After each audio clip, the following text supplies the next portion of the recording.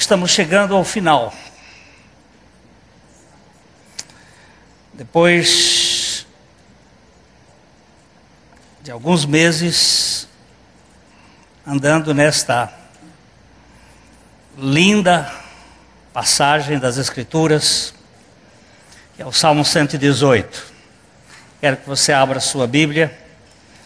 Salmo 118, hoje os versículos 28 e 29.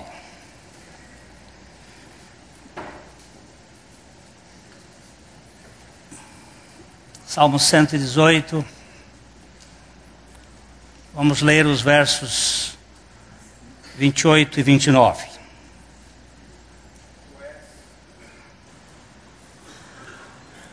Tu és o meu Deus, render-te-ei graças, tu és o meu Deus, quero exaltar-te.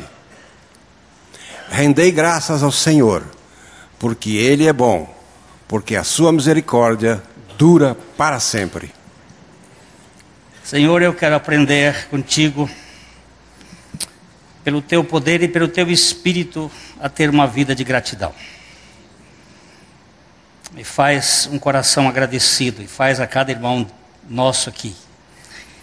E esses que estão pela internet, e aqueles que hão de ouvir, ao ouvir a tua voz, vivermos para o louvor da tua glória. Em nome do teu Filho Jesus, Pai, que nós oramos. Amém. Depois de ter caminhado durante esse tempo, neste salmo tão expressivo, nós temos chegado ao ponto mais alto. É o ponto de um coração prostrado em adoração. É aquilo que Deus busca. Jesus diz que Deus procura adoradores que o adorem em espírito e em verdade. E não há nada que seja mais significativo e que represente mais o espírito da salvação do que a gratidão. Ser agradecido. É impossível uma pessoa lúcida, por pouco que seja, tendo recebido um bom presente, ela não demonstrar uma atitude de muito obrigado, uma atitude de agradecimento. E nada pode ser mais sublime neste mundo do que viver com um espírito de gratidão. Em razão de uma tão grande salvação, por isso o salmista diz: render-te-ei graças. Eu sei que as palavras vão se perdendo, elas vão perdendo o seu significado. Vocês se lembram que Jesus curou 10 leprosos e um apenas voltou para agradecer.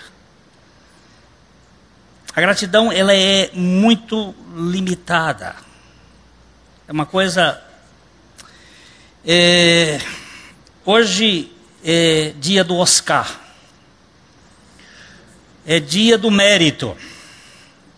Eu sei que alguns preferem a pronúncia Oscar, mas Oscar faz gesto, também fazem parte desse grupo. É a época do mérito, é o dia do melhor desempenho do diretor, do produtor, do artista principal, do coadjuvante, da sonoplastia e toda aquela coisa, o dia do melhor. Mas eu nunca vi um dia do pior. Eu nunca vi um dia que fosse a celebração da fragilidade. É verdade que existe um dia de ações de graças, mas normalmente as nossas ações de graças são costuradas em cima de sucessos, em cima de coisas boas que nos aconteceram. A gente fala assim, mais de coisas agradáveis.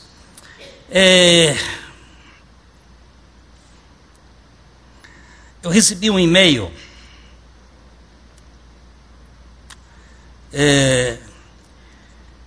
Sonhei que fui para o céu. E um anjo estava me mostrando o lugar muito lindo. Caminhávamos lado a lado por um escritório cheio de anjos. Meu anjo da guarda parou em frente à primeira sessão e me disse: essa é a sessão dos recebimentos. Aqui todos os desejos, todos os pedidos a Deus em oração são recebidos e armazenados aqui. Olhei ao redor e estava tudo muito movimentado, com muitos anjos selecionando pedidos em volumosas folhas de papel e recados de gente de todo o mundo. E aí continuamos a descer por um lugar, por um corredor, até chegarmos a uma segunda sessão. Então o anjo me disse: esta sessão é do empacotamento.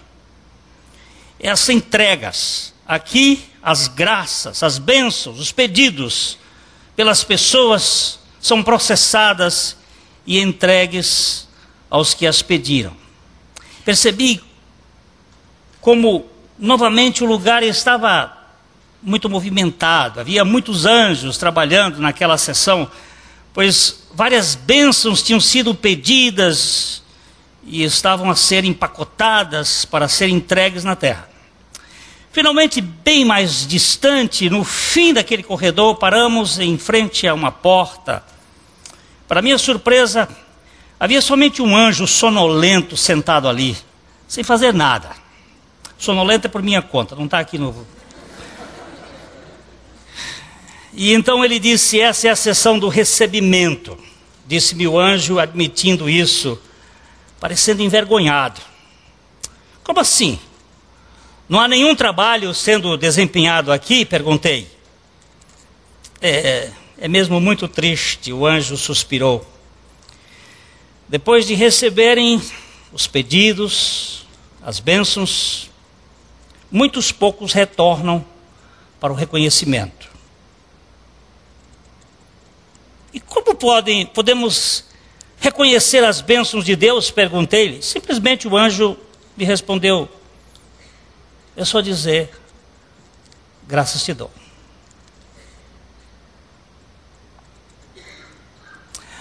Então a conversa deles vai mais longe. E quais são as bênçãos que deveriam ser reconhecidas? Eu perguntei. Ele me disse assim: você tem comida na geladeira, roupa sobre o seu corpo, você tem teto, você tem cama para dormir, você é mais rico do que 75% das pessoas desse mundo. Você tem dinheiro no banco, na sua carteira, você tem um troco de refeição, você está entre os 8% afortunados do mundo. E aí ele vai despejando.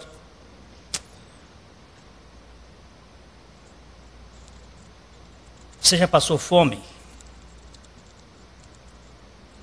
Você faz parte de um grupo muito pequeno.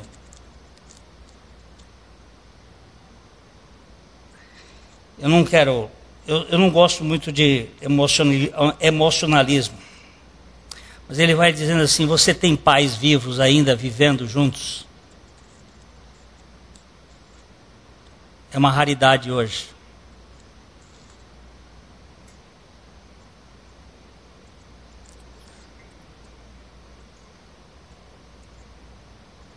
Você pode ir à igreja ainda no seu país, sem assédio, sem prisão, sem tortura, sem morte.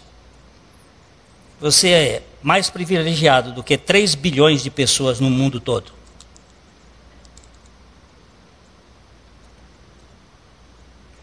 Você é amado por Deus.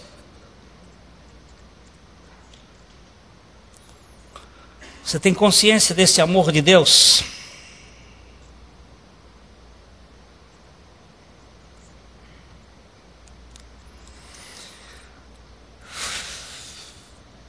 A gratidão legítima, a verdadeira gratidão, não essa gratidão que é feita da boca para fora, é um atestado de óbito de Adão. O velho homem morreu. Porque o velho Adão é crica. Ele sempre tem direitos. Ele está sempre formando um sindicato para poder reivindicar seus direitos. Ele é murmurante, ele é reclamador. Então, se você é uma das pessoas que tem gratidão legítima, você tem um atestado de óbito, que Adão morreu, e tem uma certidão de nascimento que Jesus vive em você. Porque esse parâmetro não é propriamente do velho homem. O velho homem é reclamador, por excelência. Ele vive dos murmúrios, dos gemidos, das murmurações, das reclamações. Por isso que o ponto alto deste salmo é render-te-ei graças. Ele chegou ao máximo. É o que existe de mais elevado num coração.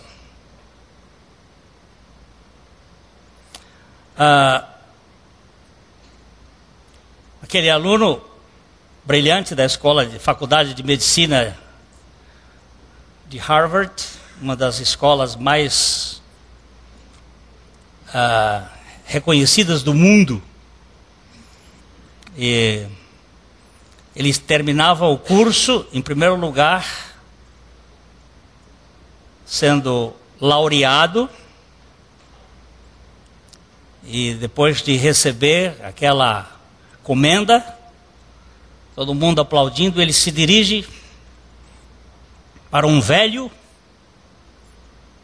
desgastado com o tempo, pega aquele diploma e diz: pai, esse diploma é teu. Era uma família pobre, muito pobre. E o filho só pôde estudar porque o velho gastou tudo para que ele estudasse. Agora meu pai dá o filho dele por mim. E eu ainda ando gritando por aí que eu não recebi uma merreca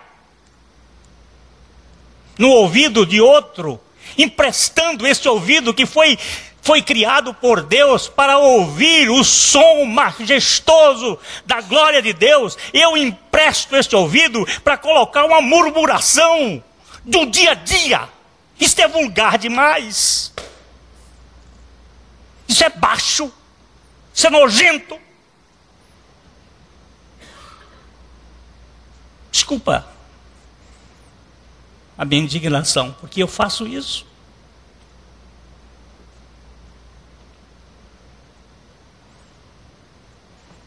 Paulo Bornelli esteve comigo essa semana, ele me lembrou um texto de Pascal. Eu fui ler de novo, e o Pascal diz assim: quando a gente vê uma pessoa ferida, machucada por um desastre, você vai passando descoitado, você se compadece. Mas quando você vê uma pessoa transtornada emocionalmente, você foge dela. Por quê? Pascal disse: porque você naquele primeiro caso está são e o outro está doente. No outro, você pode estar tão doente quanto ele e você foge. Você não tem simpatia. Ele nos agride. E nós não sabemos como fazer. Eu queria que você visse o que a palavra de Deus diz sobre a gratidão em 1 Tessalonicenses 5:18. É o que está escrito na Bíblia.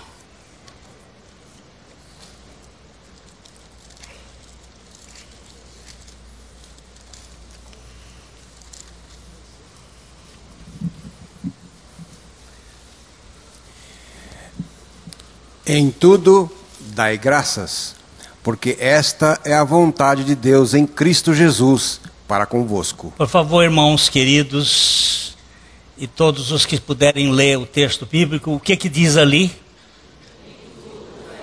Não, a primeira frase antes da vírgula. O que está fora de tudo? Em tudo, dai graças.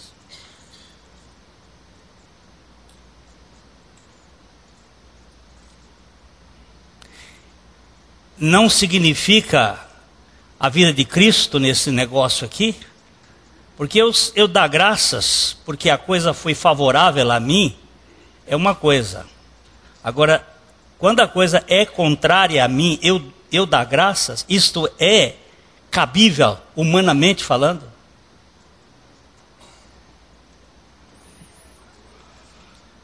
Até nós pastores temos uma fama meio interessante. O barbeiro, o cabeleireiro, foi cortar cabelo do rabino. Aí quando chegou no final, o rabino disse: quanto é? Ele disse: eu não costumo cobrar do clero. No outro dia, ele foi abrir a porta, tinha um pão de centeio feito por judeus na porta da casa dele. Dias depois, um padre foi lá cortar o cabelo. Quando foi pagar, ele disse: eu não costumo cobrar do clero. No outro dia, ele abriu a porta, tinha uma garrafa de vinho na porta dele. Aí no outro dia veio um pastor. No outro dia ele chegou com mais 15 para ele cortar o cabelo dele. Essa é a fama que corre dos pastores. Você imagina, é uma graça que quer levar mais gente. Mas você pensou que isso aí não é de Deus? É de Deus. Porque quem foi abençoado quer que outros sejam também. Essa é a obra da graça de Deus. Quer que outros recebam. Olha aqui, meu irmãozinho. Em tudo, dai graças. Por quê? Por quê? Porque esta é a vontade de Deus, onde? Em Cristo Jesus. Lembre-se que nós dissemos: Adão morreu, só pode ser Cristo, para poder dar graças por tudo. Dá graças porque morreu a filha, e ele tem que pregar o sermão daquela noite. Ele disse: Senhor, com que forças? Ele disse: com a minha graça.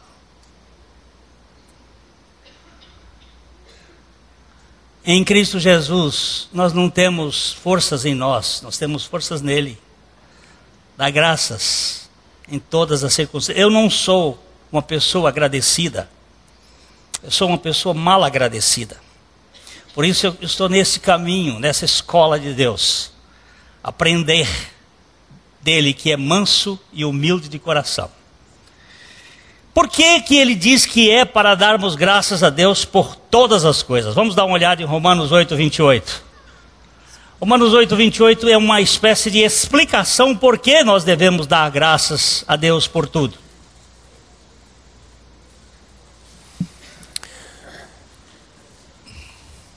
Sabemos que todas as coisas cooperam para o bem daqueles que amam a Deus, daqueles que são chamados segundo o seu propósito. Quantas coisas, meus irmãos? Em tudo dai graça, porque todas as coisas, todos os acontecimentos, de alguma maneira, estão cooperando para o bem daqueles que o amam a Deus. Há uma versão siríaca que diz mais ou menos isto: Deus faz com que todas as coisas cooperem para o bem daqueles que o amam. É muito interessante essa versão. Deus faz com que todas as coisas venham a cooperar. Ele vai fazer com que aquilo que aparentemente era uma tragédia, ele trabalhe na nossa vida. E nos desconstrua da nossa monumental ideia de que nós somos autônomos, independentes e donos do mundo. Então ele vai usar métodos e coisas muitas vezes desastrosas para serem instrumentos. E nós vamos ver os verdadeiros hinos. Um dos livros que mais influenciou na minha vida é um livro que foi traduzido com essa expressão: seja alegre, seja alegre, seja contente. Ele conta uma história ali, que ele sofreu o Wiersbe. Era um pregador americano, ele tem um programa de rádio ainda hoje, já bem velhinho, nos Estados Unidos. Ele sofreu um acidente, ele foi polifraturado. Eu nunca sei, porque aquilo que eu li há muitos anos, já tenho procurado para ver onde foi, se foram 17 cirurgias em 15 meses ou se foram 15 cirurgias em 17 meses. De qualquer modo, a coisa é trágica. Ele ficou cerca de 6 meses pendurado por pesos em que as costas só tocavam assim, ligeiramente. Era uma coisa tremenda. E durante todo esse tempo ele recebia cartas de um ex-ouvinte dele, porque agora ele não podia fazer o programa de rádio. Ele escrevia cartas de afeto, de amor, de carinho, de incentivo, todas as semanas ele recebia uma carta dessa pessoa. Quando ele terminou o período de convalescência, que ele já estava bom e estava em casa, ele disse para a esposa: vamos dirigir esses 600 milhas, mais de 900 quilômetros, vamos conhecer essa pessoa que me abençoou tanto durante esse período em que eu estive aqui. E ele foi até aquela cidade, e quando ele chegou lá, ele encontrou um homem cego, sem as 2 pernas, por causa da diabetes. Ele era um jornalista que tinha uma máquina que ele batia as letras em braille e as letras saíam na língua inglesa corrente. Ele escrevia com aquela máquina. Ele tinha uma mãe de 86 anos doente dentro de casa. Ele tinha uma enfermeira que vinha cuidar da mãe e ele pagava com os artigos que ele escrevia para os jornais a sua subsistência. E o Dr. Wiersbe diz que durante 4 horas ele esteve naquela casa. E quando ele saiu daquela casa, ele saiu um outro homem. Porque ele não viu um murmúrio, uma reclamação, um ai. Ele viu o cheiro do perfume das ações de graças. Era um homem cego, paralítico, diabético, cheio do poder da gratidão. Agora, isso é milagre. Isso não é coisa que se faça para um ser humano qualquer. Isso é o milagre da graça. Vocês conhecem esse versículo que é muito comum. Pela graça, vamos ver, vamos colocar o texto de Gálatas capítulo 2, versos 8 e 9. Perdão, Efésios. Perdão, Efésios.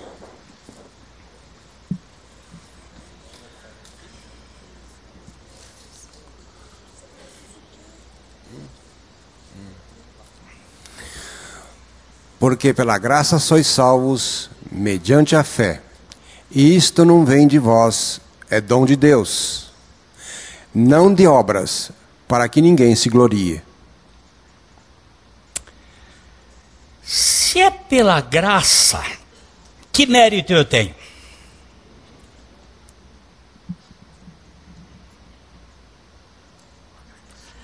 O que eu fiz para merecer? A única coisa que eu fiz foi pecar.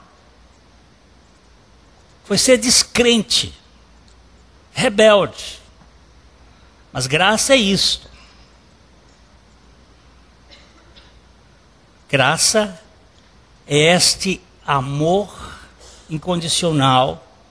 Eu sou grato a Deus por essa graça incondicional. Eu tenho que abrir a minha boca. Eu estou muito alegre, exultante, vibrante por ter sido achado no lixo. Por esse Deus absolutamente gracioso que não contabiliza nem créditos nem débitos. Deus é amor em essência e gosta de gente, pois veio ao mundo em corpo humano e nessa estatura manteve-se oculto de sua real dimensão divina até horas antes de sua agenda na cruz. Foi quando ele disse para Filipe, quem vê a mim é o Pai. Quando Filipe disse, mostra-nos o Pai, isso nos basta. Ele disse, você tem me visto? Se você vê a mim, você vai ver o Pai. Que é isso? O senhor está doido? Heresia. Pois é, eu sou a encarnação do Deus do amor, que se importa com gente e que não esnoba, e que não amedronta. Ele é Deus encarnado, mas não causa nenhuma intimidade, nenhum temor, nenhum medo. E é um homem sem pecado, mas não afronta, não acusa, não condena. Acolhe, aceita. A turma dele, aqueles que estavam mais próximos, queriam empurrar as crianças para longe, porque criança dá trabalho. Ele disse, deixa para vir para mim, por favor. Pais. Eu tenho ojeriza quando eu vejo um pai dizer, aquele é o meu aborrecente. A vontade que eu tenho é pegar um pau e dizer assim, eu vou lhe aborrecer agora. Aborrecente por quê? Foi você que produziu esse filho. Ele é fruto daquilo que você fez com ele. Foi você que criou este ser que está assim por falta de sua atenção. É que ele ficou assim. Não jogue praga naquilo que você fez. Lembre-se que esse é uma bênção de Deus na sua vida. Ele é uma bênção de Deus. Jesus acolhia, chamava para perto. Quem? Quem eram os amigos de Jesus? Os amigos de Jesus era a turma da periferia. Não era a turma lá do Sinédrio, não, senhores. Ele ia para happy hour. Jesus fazia happy hour. Ele fazia final de tarde, um momento de tranquilidade. Com quem? Hoje de manhã eu disse, as mulheres da vida fácil, né? Ele ficava com elas, as prostitutas, e a turma ficava irritada com isto. Com os bêbados, com os bebuns. Jesus se envolvia com gente. Jesus tem cheiro de gente. O presidente Figueiredo preferia cavalo. Jesus prefere gente.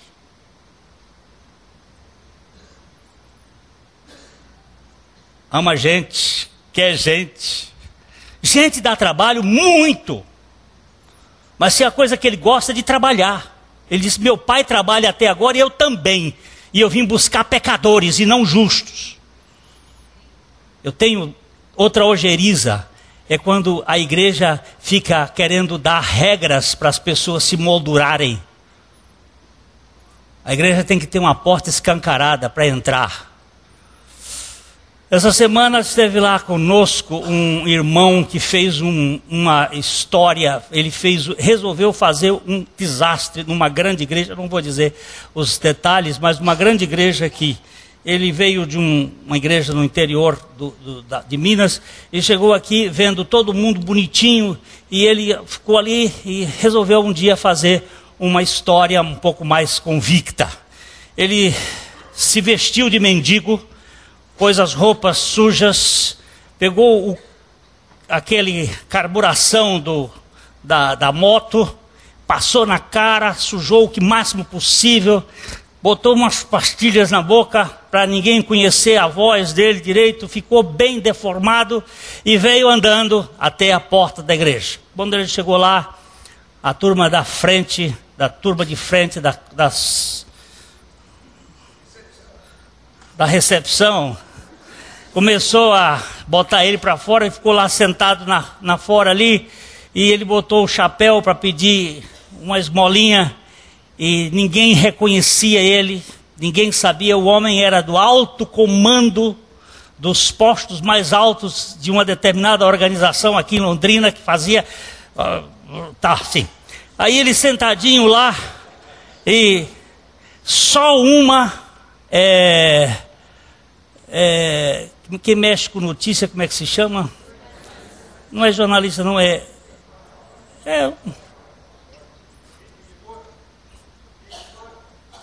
É um negócio desses aí ela chegou e deu um riso e ela disse...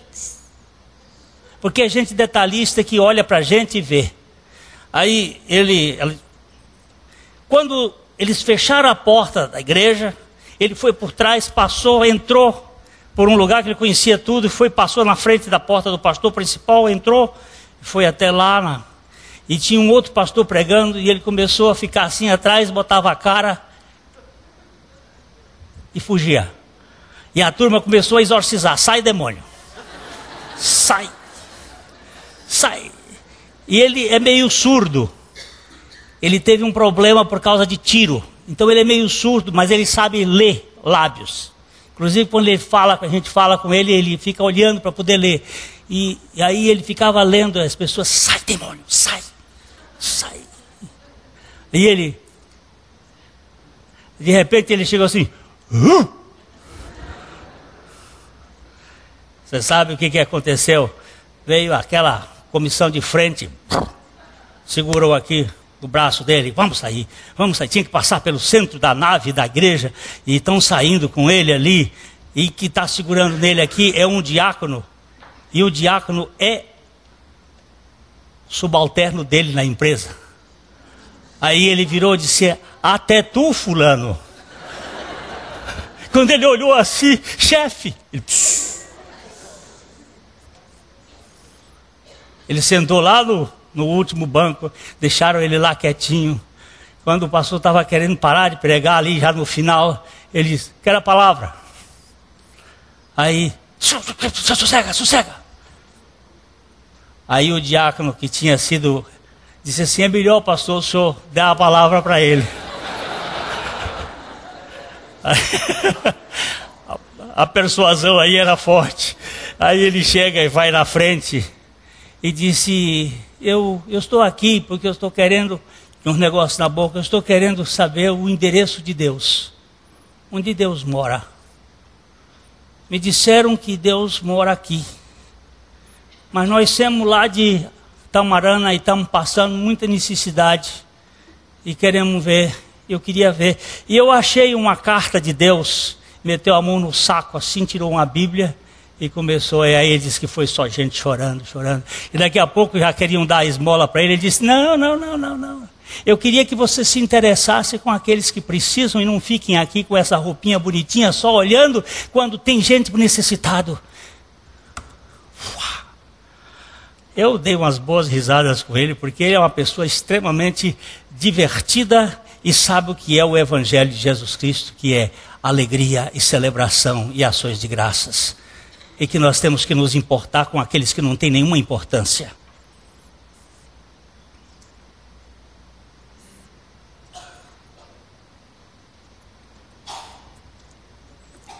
Eu fico alucinado com essa graça.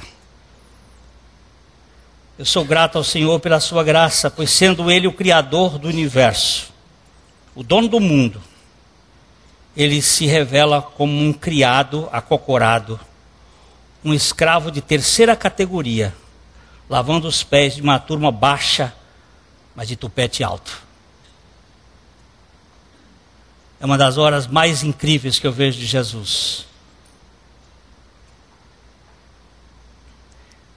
Só quem lavava pé era o último da fila dos escravos. Tinha um escravo que era categorizado de primeira classe, segunda classe, terceira classe. Jesus vai lá para aquele último. O orgulho não é brincadeira não, meu irmão. O meu orgulho é uma barra pesada. Mesmo assim, Deus não ficou imóvel. Ele não fechou-se em si mesmo e ficou fora do barraco humano. Graça a exatamente isso, é Deus habitando entre nós. Vamos dar uma olhadinha em João 1:14. Evangelho de João 1:14. E o Verbo se fez carne e habitou entre nós, cheio de graça e de verdade, e vimos a sua glória, glória como do unigênito do Pai. Essa expressão, a palavra, o verbo, a ação se fez carne, se tornou barraco, se tornou barro, se tornou pó, se tornou lama, se tornou um como nós. E veio ficar conosco, veio estar conosco. Isso aqui é grande demais. Um Deus sentado na mesa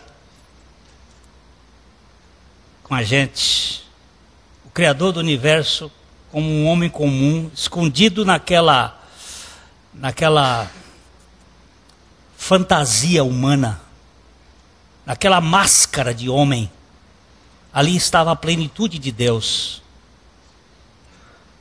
olhando, tendo cuidado da gente, lavando pé, sujo, cuidando.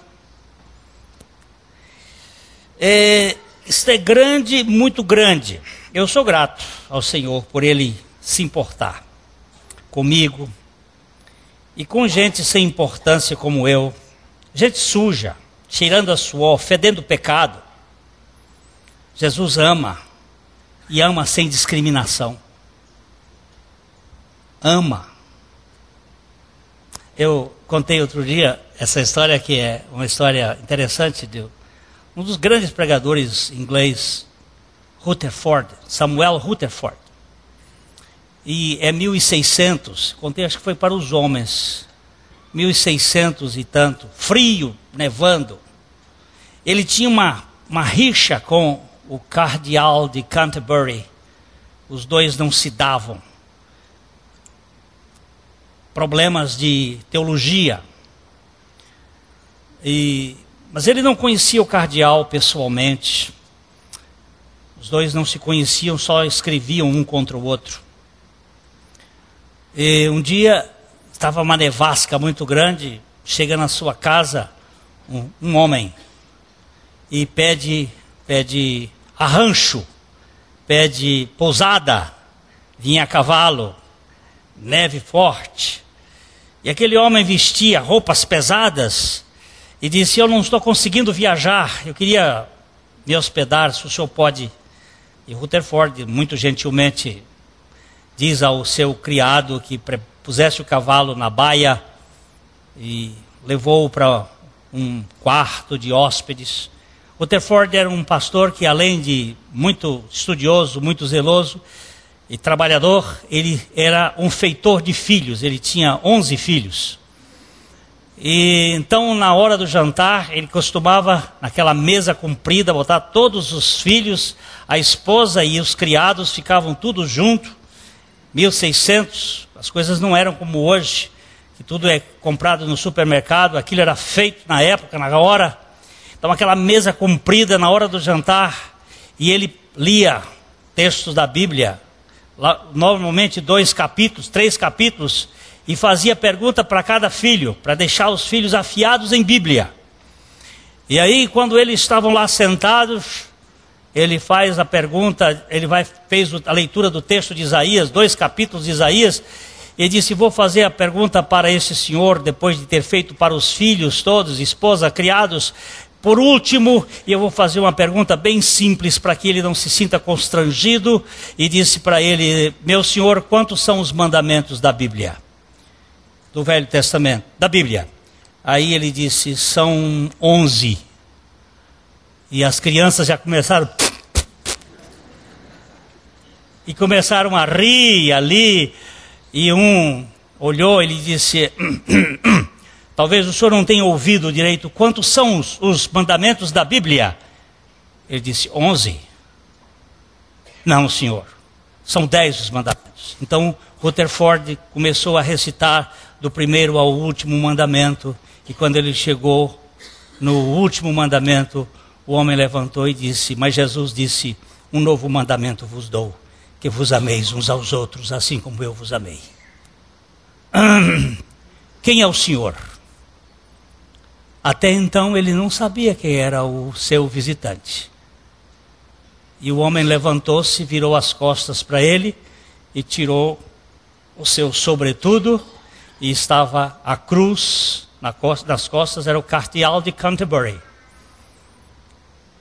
Aí ele vira-se para Rutherford e ele diz assim: agora o senhor impõe as suas mãos sobre a minha cabeça e ore para que este mandamento seja uma realidade experiencial na minha vida, porque eu só tenho na minha cabeça.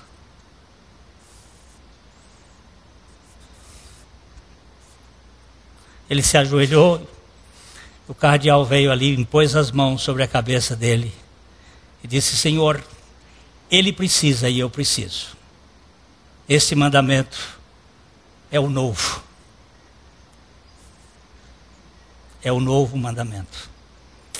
Irmãos, este Jesus que amou e que ama, João 15, 13. A gente precisa olhar esse texto.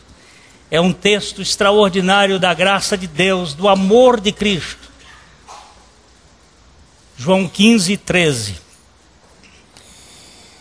Ninguém tem maior amor do que este, de dar a alguém a própria vida em favor dos seus amigos.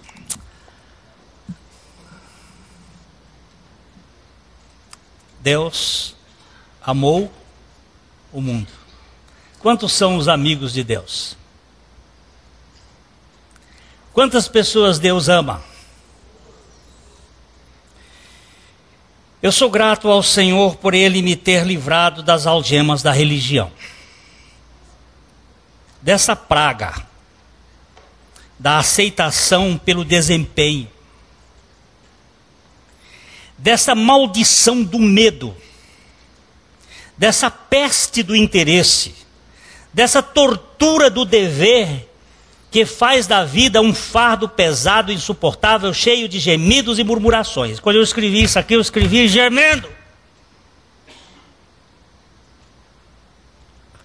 Porque quando eu vejo uma menina subir aqui com o pai dela e dizer assim: pastor, hoje caiu dos meus olhos e das minhas costas um peso de 20 anos dentro de uma arapuca. Porque lá só tem medo, interesse, negociata.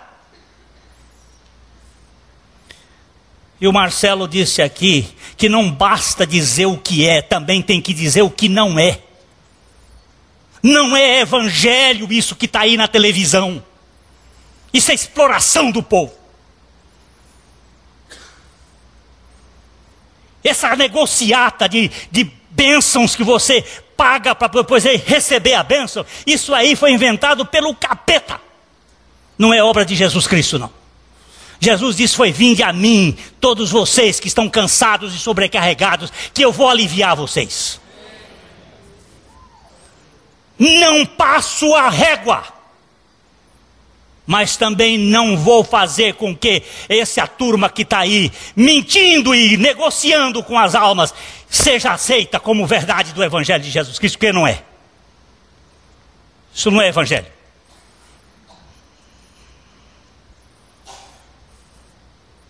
Isso não é Evangelho. Evangelho é aceitação incondicional. É amor e amor e amor. Tendo amado os seus, amou até o fim. Eu estou dando graças ao meu Deus por me ter tirado desse negócio.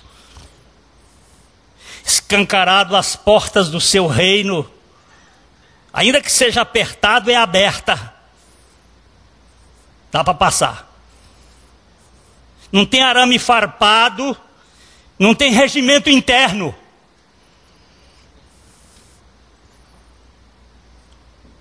É lugar de acolhimento. É lugar de festa.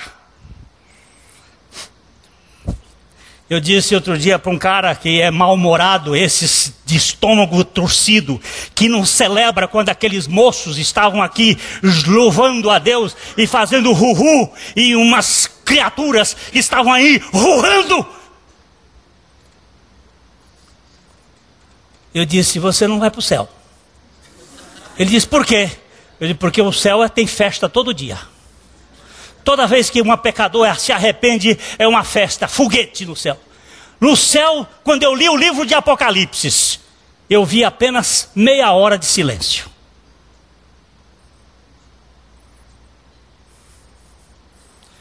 E segundo o intérprete bem-humorado, diz que as mulheres não tinham chegado naquela hora ainda lá.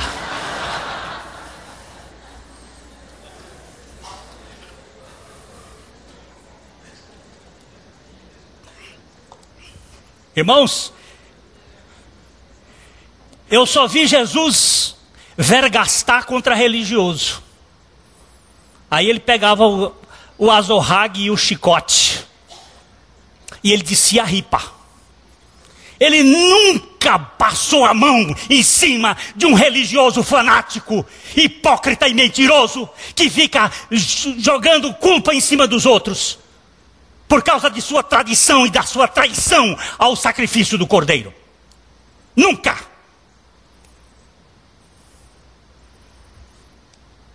Você quer que eu fique calmo? Quando eu vejo uma pessoa por quem Cristo morreu ser sobrecarregada com um peso que ele já levou? Você quer que eu fique calmo quando estes vigaristas ficam do lado de fora jogando coisas e pesos dentro dessa igreja? Não, senhores. Enquanto fôlego tiver, vou gritar que o Evangelho de Jesus Cristo é ações de graças por uma tão grande salvação. É lugar de festa.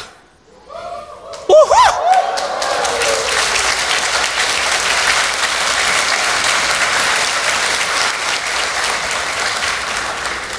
Graças eu te dou, Senhor, porque tu tomaste a minha vida desgraçada, egoísta, chata, interesseira, arrogante, murmurante, crítica, e tu atraíste a ti mesmo, e a levaste contigo na cruz para sacrificá-la, a fim de crucificar esse velho Adão fedendo a pecado, e fazer uma nova criatura, como uma criancinha cheirando granada. Eu não vou fazer propaganda do outro mais, sabonete. Eu vou fazer agora do granada. Carlinhos, me dê um granada. Oh, que eu estava com saudade daquele febo. Fazia tempo que eu não tomava banho de febo e de granada. Eu não vou fazer desses das multinacionais, não vou falar do Brasil. Me disseram um dia que o febo tinha sido comprado por uma multinacional do inferno, e eu nunca mais tomei banho com febo. E achava o febo uma delícia. Mas agora eu soube que não, que é a Granado que é dono da febo. E agora a propaganda está sendo feita. Vamos tomar banho em Granado, febo. Ninguém faz. Eu senti o cheiro daquela criancinha cheirando sabonete, lavado do sangue do Cordeiro, purificado, limpo de toda a culpa, de todo ranço, de todo passado, de todo trauma. É filho meu.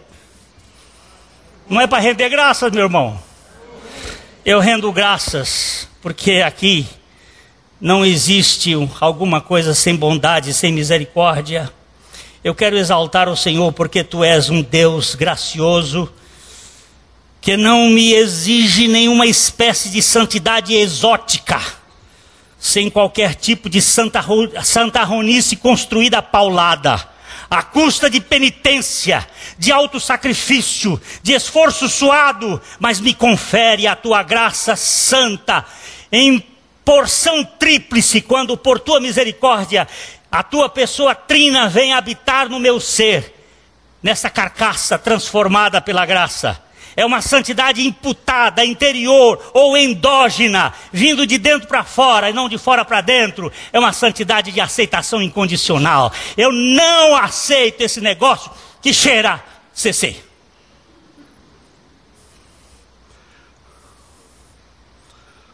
Agora, depois do carnaval, tem muita gente fazendo penitência para chegar até a Semana Santa, para livrar um pouquinho dos pecados. Isso aí significa negar o sacrifício de Jesus Cristo.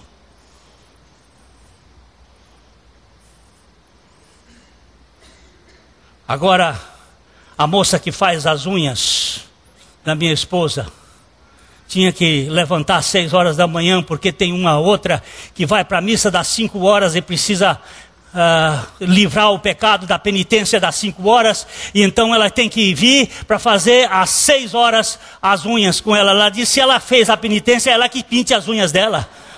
Eu não vou levantar tão cedo, porque a minha penitência já está feita lá na obra de Deus. Eu vou ficar aqui. Espera aí, gente, o que vocês estão fazendo? Vocês estão dizendo que o sacrifício de Cristo precisa de alguma coisa? Se eu for fiel, é Deus. Graças eu te dou, Senhor, porque tu és bom, e a tua bondade é que me leva ao arrependimento. Romanos 2:4. Irmãos, nós temos um reino de graça. É graça sobre graça, é graça e mais graça, é graça e superabundante graça. Ou desprezas a riqueza da sua bondade e tolerância e longanimidade, ignorando que a bondade de Deus é que te conduz ao arrependimento? O que vai te conduzir ao arrependimento, meu irmão? Ou desprezas a riqueza da sua bondade, da sua tolerância, da sua longanimidade, a um Deus bondoso que está no tempo esticando a sua paciência, e se voltando cada vez mais para aquele indigno, ignorando que a bondade de Deus é que te leva, é que te conduz ao arrependimento. Existe uma teologia nojenta que diz assim: você peça perdão a Deus, que Deus te dá o arrependimento. Você se arrepende e Deus te dá o perdão. Isso é nojento. Deus te perdoou em Cristo, por isso você é levado ao arrependimento. Aquela teologia que você se arrepende para Deus lhe perdoar, foi criada por Grotius e sustentada por Arminius, e não tem nada a ver com Cristo, porque a de Cristo foi nos doada graciosamente por sua bondade. Pai, perdoa-lhes. O perdão veio antes do arrependimento. Isto é evangelho. Eu sou alforriado, por isso eu faço festa. Eu quero que você compare esse texto aqui com Romanos 4:4.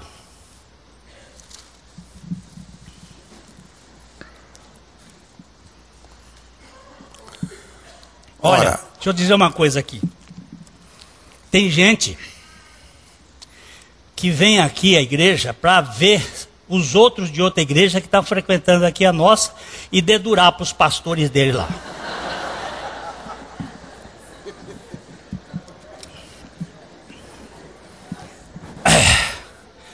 Eu vou dizer um negócio para vocês. Você não tem compromisso nenhum com lugar nenhum. Você tem que ter compromisso com Jesus Cristo e ser livre. Não deixa ninguém botar cabresto na cabeça de vocês, Porque se você deixar, a culpa é sua. Você que se deixou ser iludido.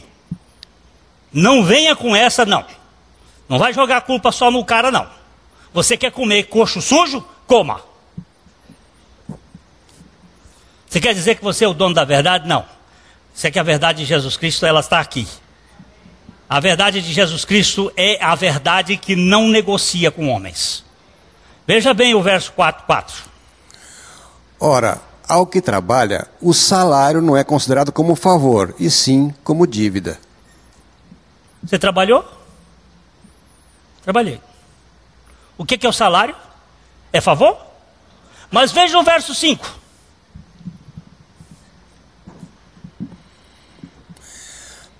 Mas ao que não trabalha, porém crê naquele que justifica o ímpio, a sua fé lhe é atribuída como justiça. De onde vem a justiça? Vem da fé. E de onde vem a fé? Vem da graça. Pela graça sois salvos mediante a fé. E isso não vem de vós. A fé não vem de vós. É dom de Deus. Não vem das obras para que ninguém se glorie. A fé vai produzir obras. Mas a fé não vem das obras.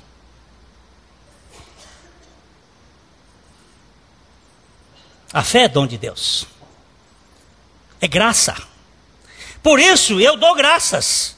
Eu dou graças ao meu Deus porque Ele é a essência do bem. Ele é o sumo bono, é o bem maior. E somente a sua bondade pode durar para sempre. Nenhum momento Ele pode ser mal. Pois até mesmo quando permite a intervenção do mal em nossas vidas, Ele está manifestando a sua bondade para nos corrigir.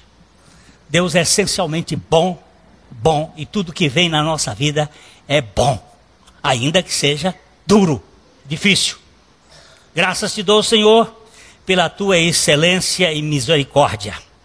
Pois em razão da minha natureza perversa e por causa dos meus pecados, eu merecia a condenação eterna, mas em virtude de tua misericórdia, eu fui justificado totalmente na cruz com Cristo. Eu mereci o banimento, a exclusão compulsória da tua presença, mas por tua misericórdia eu fui aceito incondicionalmente pelo teu amor, pelo teu Filho amado. Veja bem Romanos 11:32. Já estamos chegando ao fim, queridos. Romanos 11:32. Porque Deus a todos encerrou na desobediência, a fim de usar de misericórdia para com todos. Deus encerrou, colocou debaixo do guarda-chuva da desobediência a quantos? Todos. A fim de quê? De usar de quê? Misericórdia para com todos. Por que eu devo dar graças a Deus por tudo? Porque todas as coisas cooperam para o bem. Por que eu devo dar graças a Deus por tudo? Porque Ele usou de misericórdia para com todos. Eu não sei explicar muitas coisas do que acontece no mundo, mas eu sei que estão dentro do propósito da vontade de Deus. Nascemos num território de trevas, num mundo de vanglória. Vivemos na terra sob o governo do vitimismo, ou do coitadinho, chamando atenção para a nossa pessoa cheia de direitos. Nossos discursos são caídos, é uma overdose de reclamações, de críticas, de murmurações, lamúrias e reivindicações. O ser humano é uma espécie cri-cri e ingrata por natureza, e sem alternativa na educação, na instrução e na religião. Não tem alternativa nesses negócios. Como vai, minha irmã? Mais ou menos. Em tudo dai? Como vai, minha irmã? Olha, o negócio não está muito para mar, para voo de brigadeiro, para céu de brigadeiro, não. Mas louvado seja Deus, porque Ele está sob o controle desse negócio aqui. A coisa não está fácil, mas glória a Jesus, porque no meio dessa fogueira, Ele está presente. Você sabe qual foi a diferença daquela turminha lá do tempo de Daniel? É que o fogo estava pegando, mas eles não faziam concessões. Adorar a estátua feita por Nabucodonosor de modo nenhum. Você sabe que estátua era aquela?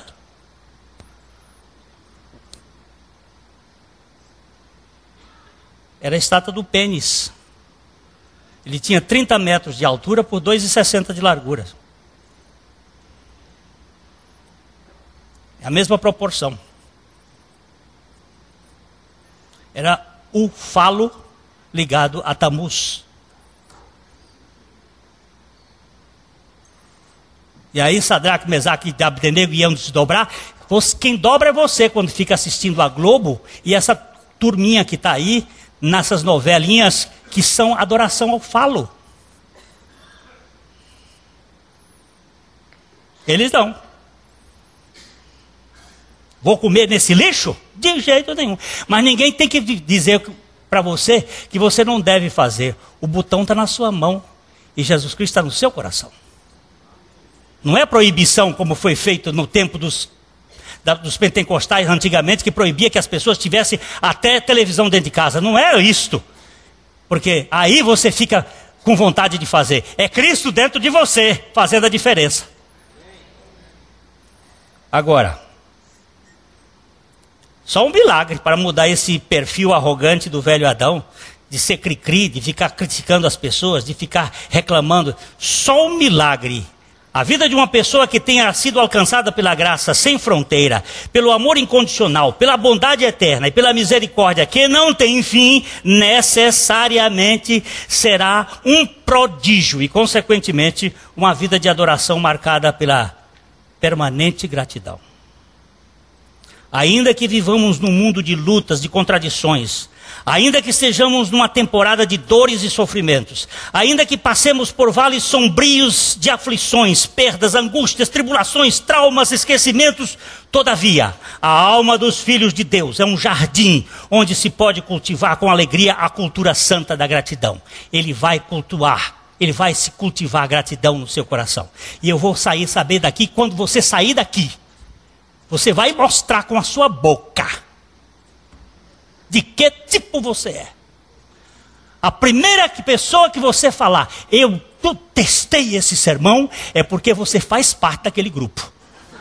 Agora, se você disser assim, glória seja a Deus, porque eu apanhei aqui feito filho de benção, mas louvado seja Deus, porque Ele está querendo me libertar desse inferno que sou eu mesmo, que vivo só murmurando, criticando, reclamando e dizendo coisas dos principados das trevas. Das principais virtudes da vida cristã. Já está começando a sair, viu? Das principais virtudes da vida cristã: a fé, a esperança, o amor, a paz, a alegria, o arrependimento, a bondade, a tolerância, a humildade, a mansidão, a imparcialidade e a gratidão. Parece que a verdadeira gratidão diante do trono de Deus é a de menor valor na cotação pública. E a que demonstra o maior grau de intimidade diante de Deus. Gratidão. São 12 virtudes levantadas na história da igreja. A gratidão é a que tem menor Oscar.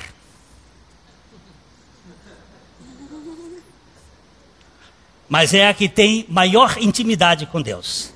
O que diz o texto? Vamos voltar agora a 2 textos. O Salmo, ele começa e termina com o mesmo versículo.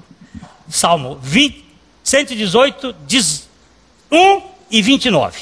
Vamos ver o 1. 118, 1. Rendei graças ao Senhor, porque Ele é bom, porque a sua misericórdia dura para sempre. Vamos dizer juntos? Rendei graças ao Senhor, porque Ele é bom, e porque a sua misericórdia dura para sempre. Leia o 29. Rendei graças ao Senhor, porque Ele é bom, porque a sua misericórdia dura para sempre. Na entrada da revelação é gratidão por aquilo que vai acontecer. Na saída da revelação é gratidão por tudo aquilo que já aconteceu. Gratidão no começo, gratidão no final. A sua vida é um hino de gratidão para a glória de Deus. Não tem outro caminho e não tem outro...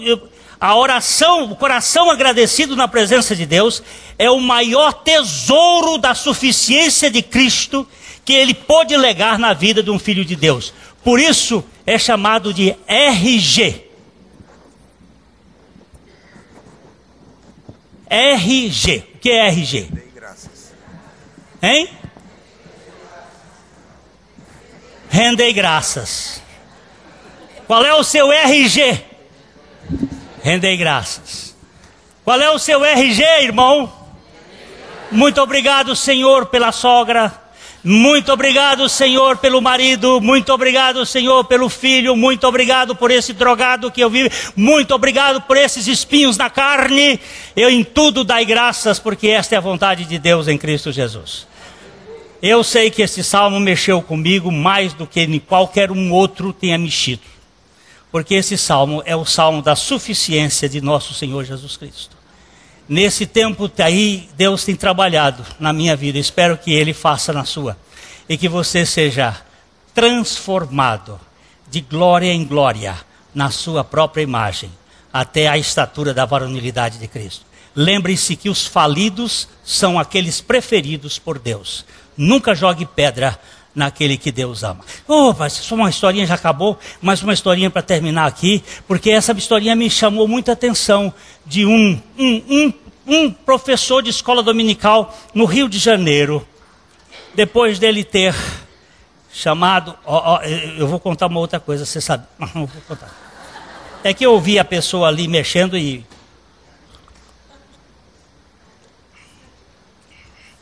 ele jogou Ele tinha um menino que estava fazendo aulas com ele na escola dominical. E o menino sumiu. Depois de 3 domingos, ele foi procurar o menino, descobriu que ele morava no morro, lá em cima. E ele foi com um jeitinho, procurando, chegou até lá em cima. Quando ele foi chegando perto da casa do menino, ele levou uma pedrada no rosto.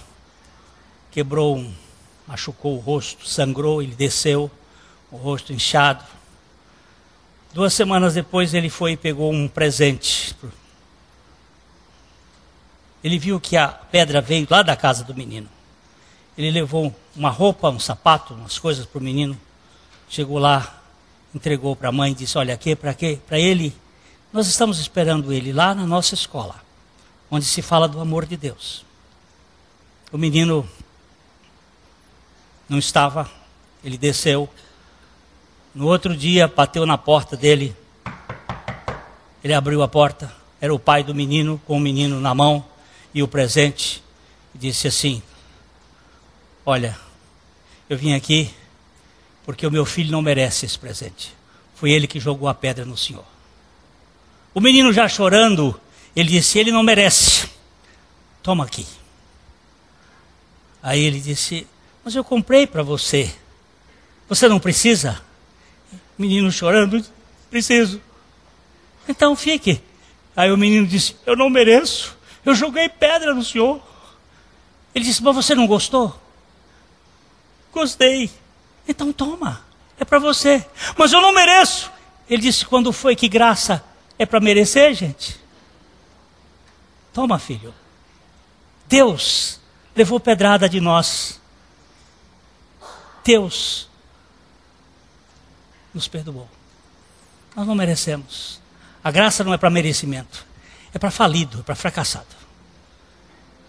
Para desgraçado. Mas ela está totalmente para você e para mim. A mensagem que você acabou de assistir faz parte do Ministério de Comunicação Palavra da Cruz. Temos um grande acervo de estudos bíblicos em áudio e vídeo. Distribuímos também gratuitamente o jornal mensal Palavra da Cruz. Entre em contato conosco pelo fone fax 0 operadora 43 3322 3037 ou pelo e-mail com@palavradacruz.com.br. Visite-nos também pelo site www.palavradacruz.com.br www.palavradacruz.com.br. Graça e paz.